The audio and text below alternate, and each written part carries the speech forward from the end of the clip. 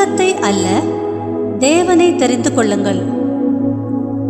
அன்பானவர்களே, இன்று மனிதர்களில் பலர் உலகத்தின் பின்னால், அதாவது பணம், பதவி, புகழ், மனிதர்களின் பாராட்டு இவற்றையே லக்காக கொண்டு ஓடிக்கொண்டிருக்கிறார்கள். ஆனால் வேதமோ நம்மை வேறொரு பாதைக்கு அழைக்கிறது. அதாவது உலகமும் அதிலுள்ள இச்சையாவும் அழிந்து போ, தேவனுடைய வார்த்தையின்படி செய்கிறவனோ என்றென்றைக்கும் நிலைத்திருப்பான் என்று 1 யோவான் 2:17 சொல்லப்பட்டிருக்கிறபடியே உலகத்தின் காரியங்களெல்லாம் அழிந்து போகும்.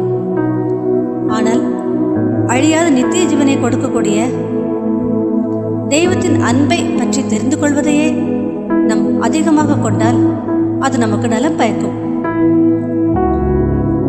அதாவது பணம், புகழ் இது கொஞ்ச நேரம் தான் சந்தோஷம் கொடுக்கும்.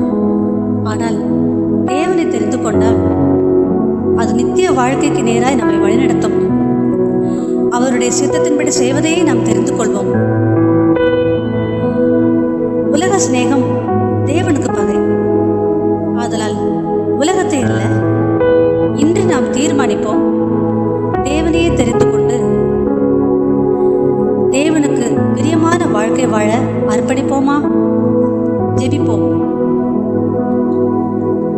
எங்கள் அன்பின் பரலோக பிதாவே, நீர் உருவாக்கின அனைத்து சிருஷ்டிகளும் உண்மையை நோக்கி கொண்டிருக்கும் போது